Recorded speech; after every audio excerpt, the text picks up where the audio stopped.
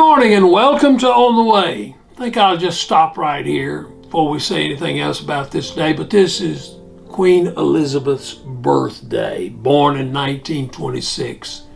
She's been a great ruler of the British people, and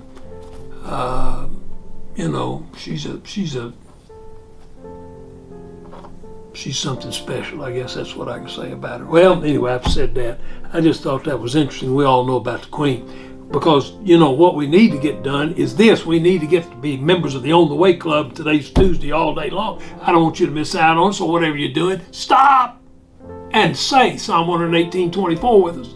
You become a member of the On the Way Club. Special Tuesday edition. And special price on Tuesday. Free. You like that, don't you? Well, all right, let's say it together. This is the day the Lord hath made. Let's rejoice and be glad in it. Well, it is a very special day, all day long. Not only did we say that Queen Elizabeth was born upon this day, but something else happened on this day. In 1836, General Sam Houston, he's a special guy. He was a Baptist, by the way. General Sam Houston, he wasn't there, but anyway, the Battle of San Jacinto is what I'm trying to get to, took place on this day. David Crockett was there.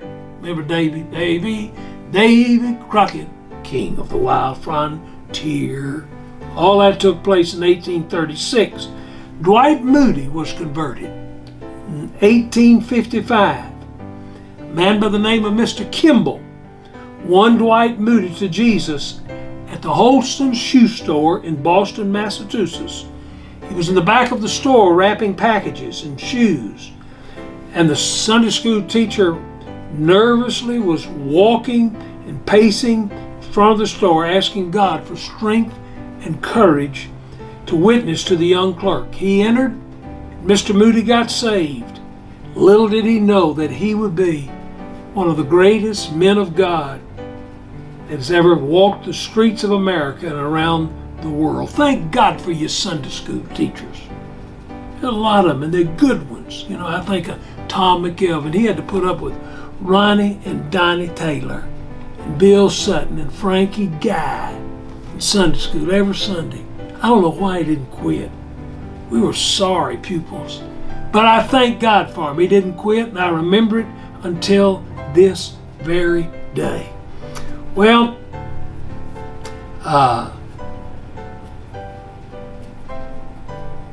this is a thought. You can't make the other fella feel important in your presence if you secretly feel that he's a nobody. Everybody's a somebody. You're a somebody today. Don't you ever forget it. Well, what else can I say that happened on this day? I don't know. I'll tell you what. There's a great old hymn. I like it. It goes like this. Marvelous grace of our loving Lord, grace that exceeds our sin and our guilt, yonder on Calvary's mount, outpoured there where the blood of the Lamb was spilled. Grace, grace, God's grace that will pardon and cleanse within. Grace, grace, God's grace, grace that is greater than all our sin. We are saved not by works, not by law, but by the grace of God. Grace is getting what we don't deserve. Well, I've said all of those things on this day, which is the 21st, but I want to remind you one other thing. Juan Pettis is having a birthday. Happy birthday to you. Happy birthday to you. Happy birthday, dear John. Happy birthday to you all day long. Well, two men were working on a ship. It was an ocean-going vessel. One day the mate, who normally did not drink, became intoxicated. The captain, who really cared very little for the man, entered into the daily log, the mate drunk today. He knew it was his first offense, but he wanted to get him fired. The mate became aware of this man's evil intent, and begged him to change the record. The captain replied, "We can't do that. It's a fact, and it's got to be in the logbook." A few days later, the mate was keeping the log.